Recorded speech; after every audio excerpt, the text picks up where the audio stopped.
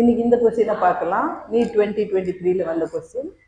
Among eukaryotes, replication of DNA takes place in எந்த ஃபேஸ்லன்னு கேட்குறாங்க. இது செல் சைக்கிளோட டிஃப்ரெண்ட் ஃபேஸஸ் கொடுத்துருக்காங்க. ஒரு செல் சைக்கிள் அப்படின்னா டிவிஷன் முடிச்சுட்டு வெளியே வந்துட்டு அது அடுத்த டிவிஷன் போகிறதுக்குள்ள என்னெல்லாம் பண்ணுதுங்கிறது தான் செல் டிவிஷன். இந்த ஃபேஸை நாம் இன்டர்ஃபேஸ்ன்னு சொல்லுவோம்.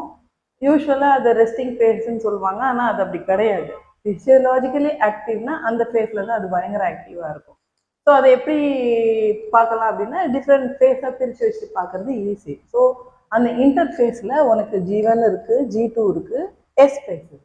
என்னங்கிறது it is either mitosis or meiosis. அது cell division. Original cell divide ஆகிறது இங்கே தான். ஸோ ஒரு செல் சைக்கிளில் ஒரு இன்டர்ஃபேஸ் இருக்கும், ஒரு டிவிஷன் ஃபேஸ் இருக்கும்.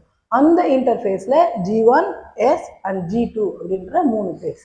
இப்போ G1ல என்ன நடக்கும்னு பார்த்தா ஒரு செல்லோட 20 amino acids, enzymes, proteins, mRNA, RNA, tRNA இது எல்லாமே DNA ரெப்ளிகேஷனுக்கு தேவையான எல்லாமே இந்த ஃபேஸில் தான் சிந்தசைஸ் ஆகும். G அப்படின்னா கேப் அப்படின்னு அர்த்தம். கேப் 1ல இந்த எல்லா ப்ராசஸும் நடக்கும்.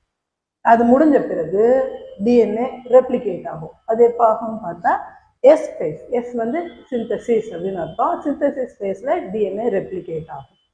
அதுக்கப்புறமே G2ல என்ன நடக்கும்னா மற்ற தேவையான ப்ரோட்டீன்ஸ் இங்கேயும் mRNA, RNA, tRNA எல்லாமும் ப்ரொடியூஸ் ஆகும்.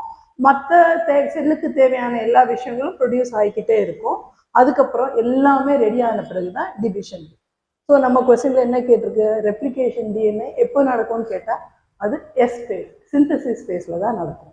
ஸோ D தான் 4th ஒன் தான் கரெக்டான ஆப்ஷன்.